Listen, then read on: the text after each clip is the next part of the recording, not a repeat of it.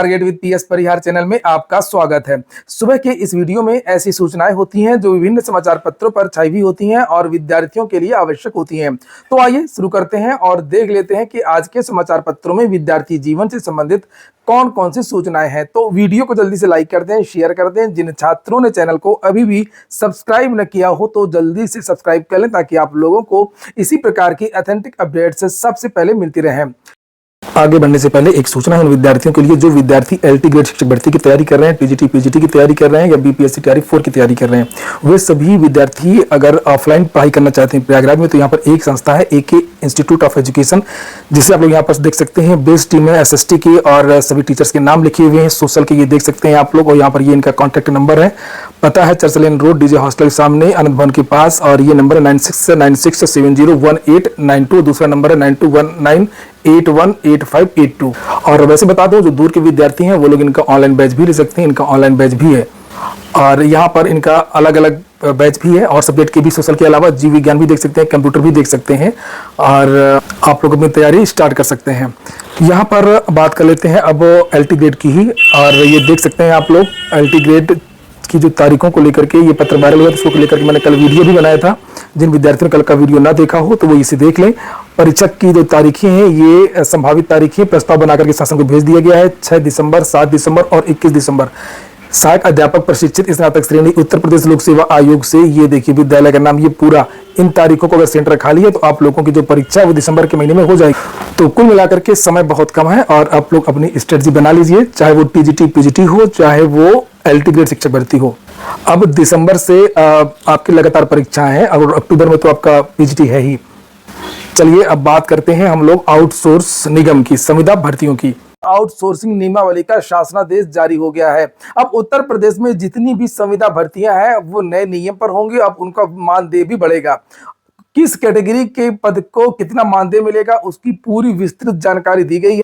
ये देख सकते हैं आप लोग, लिखा हुआ है आउटसोर्स कार्मिकों को अब मिलेगा मानदेय न्यूनतम 20 से लेकर के 40,000 रुपए मानदेय। योगी सरकार ने उत्तर प्रदेश आउटसोर्स सेवा निगम के गठन का शासनादेश जारी कर दिया है। एक निगम बनेगा और अर्ध लिमिटेड, यहाँ पर ये देख सकते हैं कैसे काम करेगा ये उसके बारे में जानकारी दी गई है। और यहाँ पर लिखा होगा अब लिखित परीक्षा होगी। जो संविदा की भर्तियां होती हैं उत्तर प्रदेश में अभी तक वो सीधी हो जाती हैं, तो लिखा है अब देनी होगी लिखित परीक्षा। तृतीय व चतुर्थ श्रेणी के पदों के लिए नहीं होगा साक्षात्कार। ईपीएफ ईएसआई की भी सुविधा 2 से 3 माह में निगम शुरू कर देगा भर्तियां, और जानकारी मिल रही है कि लगभग 4 से 5 लाख भर्तियां हो सकती हैं। तो हालांकि इसका विरोध हो रहा है और आप देख सकते हैं कि उत्तर प्रदेश में जो विपक्ष है अखिलेश यादव, उन्होंने भी हाल ही में कहा था कि उनकी सरकार आएगी तो ये जल्द ही आउटसोर्सिंग की जो भर्तियां वो पूरी तरीके से समाप्त कर देंगे और जो भी भर्तियां आएंगी वो नियमित भर्तियां होंगी। लेकिन जो सरकारी कर्मचारी हैं उनके निकम्मेपन की वजह से सरकार जो है अब ये परमानेंट भर्तियां नहीं कर रही है और संविदा भर्तियां कर रही है।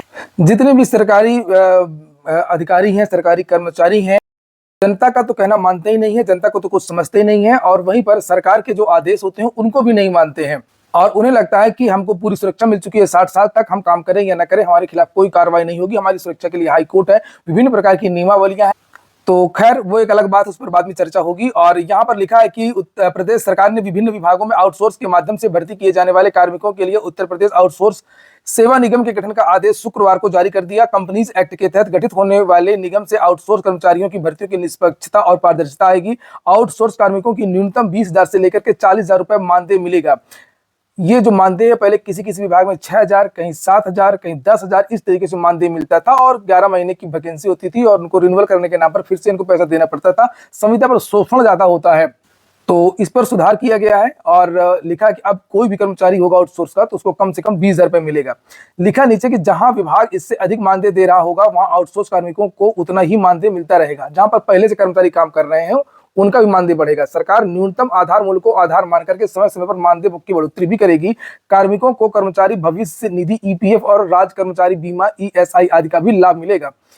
इनकी भर्तियां लिखित परीक्षा और इंटरव्यू के जरिए होंगी। हालांकि श्रेणी 3 व 4 के पदों पर भर्ती के लिए साक्षात्कार नहीं होंगे।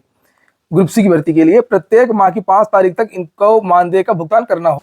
तो ये जहां पर ये पहले 11 महीने की 1 साल की भर्ती होती थी तो अब 3 साल बाद रिन्यूअल करवाना होगा। तो कम से कम ये लोग 3 साल तक काम करेंगे, 3 साल तक कोई नहीं हटाएगा। लिखा कार्मिकों की आउटसोर्सिंग की प्रक्रिया में निगम नियामक की भूमिका निभाएगा। कंपनी अधिनियम के तहत प्रतिष्ठित निगम और गैर लाभकारी संस्था के रूप में संचालित किया जाएगा। प्रमुख सचिव सचिवालय प्रशासन अमित घोष की ओर से जारी आदेश में कहा गया है कि आउटसोर्स सेवा निगम के गठन के जरिए सरकार यह सुनिश्चित करेगी कि आउटसोर्स कर्मचारियों का शोषण न हो और उनका भविष्य सुरक्षित रहे। अनुसूचित जाति, अनुसूचित जनजाति, ओबीसी, ईडब्ल्यूएस, दिव्यांगजन, भूतपूर्व सैनिकों और महिलाओं को नियमानुसार भर्तियों में आरक्षण का लाभ भी दिया जाएगा और विभिन्न प्रकार की सुविधाएं मिलेंगी जो सरकारी कर्मचारियों को मिलती हैं। जैसे यहाँ पर लिखा है, मातृत्व अवकाश, चिकित्सीय अवकाश, स्वास्थ्य सेवाएं, ईपीएफ आदि के लाभ भी इनको मिलेंगे। अनियमितता पर कार्मिकों की सेवा तुरंत समाप्त की जाएगी।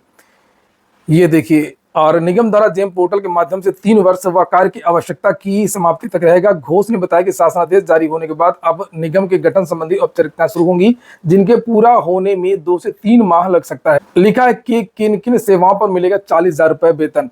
ये देखिए, लिखा है इस श्रेणी में अगर संविदा पर डॉक्टरों की भर्ती होगी, अभियंता, AE, SDO, lecturer, project officer, account officer, assistant architect, research officer जैसे पद शामिल हैं। और शैक्षिक योग्यताओं में चिकित्सक के लिए एमबीबीएस, सहायक अभियंता, एसडीओ के लिए बीटेक, लेक्चरर के लिए परास्नातक डिग्री, प्रोजेक्ट ऑफिसर के लिए गणित भौतिकी में परास्नातक या ऑपरेशनल रिसर्च, अकाउंट ऑफिसर के लिए एमकॉम 5 साल का अनुभव या सीए, असिस्टेंट आर्किटेक्ट के लिए आर्किटेक्चर में स्नातक अनिवार्य है। तो इसका जो शासनादेश है कल जारी हो गया है, उसमें पूरा विस्तृत विवरण दिया गया है। अभी मैं आपको दिखा भी दूंगा और टेलीग्राम चैनल पर डाल दूंगा। तो टेलीग्राम चैनल को अगर आप लोगों ने ज्वाइन ना किया हो तो उसको जरूर ज्वाइन कर ले। वहां पर पहले ही अपडेट दे दिए जाते हैं। तो विभिन्न प्रकार की भर्तियां निकलती रहती हैं पूरे दिन, और नई नियमावली है, नई शासनादेश है, विभिन्न प्रकार के पीडीएफ है, आपको सारे टेलीग्राम चैनल पर मिल जाएंगे। और यहाँ पर लिखा है junior engineer, JE, staff nurse वगैरह जो होती हैं उनकी अगर भर्ती होगी संविदा वाली तो उनको मिलेंगे 25,000 रुपए। कौन कौन से पद हैं? और भी पद है, देखिए लिखा है senior assistant, senior stenographer, senior accountant, data processing officer, translator, कल्याण अधिकारी, drawing teacher, PTI, TGT, draftsman, x-ray technician, staff nurse, pharmacist, junior engineer, legal assistant और सांख्यिकी अधिकारी शामिल हैं। शैक्षिक योग्यता में संबंधित विषय में स्नातक, परास्नातक, बीएड, एलएलबी और डिप्लोमा अनिवार्य है। तो इन लोगों को ये जो पद दिए हैं इनको मिलेगा 25,000 रुपए। श्रेणी 3 है, इसके नीचे आ जाएंगे ऑपरेटर और पैरामेडिकल आदि के जो पद हैं, जैसे जूनियर असिस्टेंट वगैरह के, junior stenographer, typist, telephone operator, store keeper, photographer, data entry operator, librarian, data processing assistant, electrician, mechanic, fitter, lab assistant, paramedical staff, supervisor, manager, driver आदि के जो पद हैं इनको 22,000 रुपए मिलेगा। और इनकी योग्यता स्नातक, इंटरमीडिएट और ट्रिपल सी है। 8वीं पास को भी 20,000 रुपए मिलेगा। देख लीजिए श्रेणी 4 चतुर्थ श्रेणी की, इस श्रेणी के लिए न्यूनतम योग्यता 8वीं या 10वीं पास तय की गई है। और इसमें कार्यालय सहायक, lift operator, lab attendant, record assistant, अर्दली अनुसेवक, स्टोर सहायक, नाई, मोची, राजमिस्त्री, मेट, निर्माण सहायक, लोहार जो ग्रुप डी के पद है उनको 20,000 रुपए मिलेगा। तो ये है, आप लोग देख सकते हैं, ये आउटसोर्स निगम कंपनीज एक्ट में ये इसका गठन भी हो गया है। इसका जो पत्र जारी हुआ है, शासनादेश वगैरह, ये देख सकते हैं शासनादेश है। और इसमें सारी जानकारी जो आज के समाचार पत्रों के माध्यम से दी गई है, सारी जानकारी इसमें दी गई है। किस तरीके से भर्तियां होंगी, किस पद की क्या योग्यता होगी, कैसे आवेदन होंगे, लिखित परीक्षा के कितने अंक होंगे, ये देखिए लिखा है। जो भर्तियां होंगी उसमें इसमें निर्धारित योग्यता के अतिरिक्त अधिमानी अर्हता 25 अंक दिए जाएंगे। और यानी कि और स्थानीय निवास, जिस जिले का जो कैंडिडेट है अगर उसी जिले का है, पास का है, तो उसको 15 अंक बोनस में अलग से मिलेंगे। लिखित परीक्षा में जो प्राप्तांक है वो 50 अंक के होंगे। विधवा तलाकशुदा है तो उसको वेटेज 10 अंक का मिलेगा। इस तरीके से पूरी मेरिट बनेगी। तो इससे जो स्थानीय लोग हैं उनका फायदा होगा। यहाँ पर इसमें देखिए अलग अलग पद के लिए अलग अलग मानदेय वगैरह जो भी पेपर में अभी आप लोग देख रहे थे सब यहाँ पर ये दिया हुआ है। और जिस हिसाब से चीज़ें चल रही हैं ऐसा ना हो कि कहीं ये सारी की सारी जो भर्तियाँ इसी तरीके से होने लगे जो यूपी ट्रिपल एससी वगैरह से आती हैं। तो जाइए इसको टेलीग्राम चैनल पर आप लोग देख लीजिए। हम बात करते हैं अब पहले एक और बदलाव की बात कर लेते हैं समूह का की भर्ती की, उसके बाद में हम लोग आते हैं शिक्षा सेवा चयन आयोग। अब 40 साल की आयु तक होगी बाबुओं की भर्ती। 33 श्रेणी के कई पदों की आयु सीमा 40 साल, अभी तक 28 या 32 वर्ष थी इनकी आयु सीमा। तो बड़ा विरोधाभास था कुछ पदों में, तो उन पदों की भी आयु सीमा अब 40 साल कर दी गई है। उत्तर प्रदेश में जो ज्यादातर भर्तियां हैं पुलिस विभाग की छोड़ करके सभी भर्तियों की जो उम्र सीमा है वो 40 साल कर दी गई है। लेकिन शासन ने 33 श्रेणी के कई पदों पर होने वाली भर्ती में अधिकतम आयु सीमा बढ़ाकर के 40 साल कर दी है। अभी तक इन पदों की आयु सीमा 28 या 32 साल थी। इसका फायदा उन प्रतियोगियों को होगा जो भर्ती के इंतजार में ओवर एज हो चुके हैं, जैसे उत्तर प्रदेश आवास विकास परिषद आदि। अगली सूचना है शिक्षा सेवा चयन आयोग की। मैं कई बार कह चुका हूँ, शिक्षा सेवा चयन आयोग का पुनर्मूल्यांकन कराए उत्तर प्रदेश सरकार, ये कुछ कर नहीं पा रहा है। और इतनी पुरानी भर्ती टीजीटी पीजीटी कई बार स्थगित हो चुकी है और अब एक और जो परीक्षा वो स्थगित होने जा रही है या लगभग हो ही गई है। और ये परीक्षा साक्षात्कार असिस्टेंट प्रोफेसर भर्ती का, ये देखिए प्रस्तावित तिथि में सिर्फ 5 दिन शेष, अब तक जारी नहीं किया गया है विद्यार्थियों का एडमिट कार्ड। विद्यार्थी बहुत ज्यादा परेशान है और मुझको भी फोन करते रहते हैं कि सर ये इंटरव्यू हो पाएगा या नहीं हो पाएगा।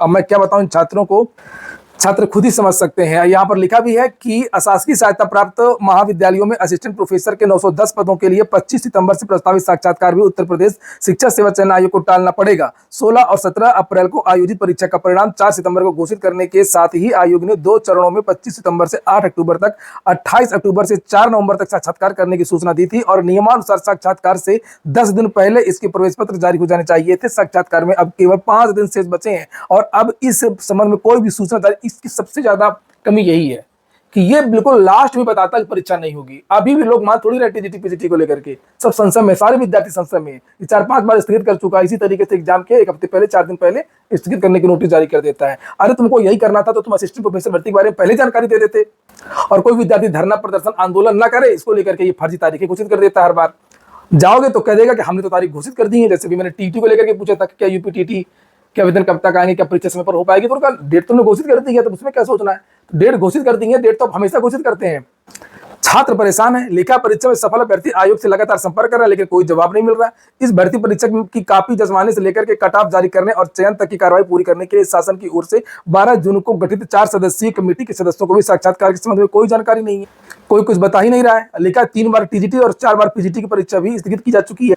अब कह रहे हैं कि 15 और 16 अक्टूबर को परीक्षा करा लेंगे पीजीटी की। अगली सूचना है जीआईसी प्रवक्ता भर्ती की।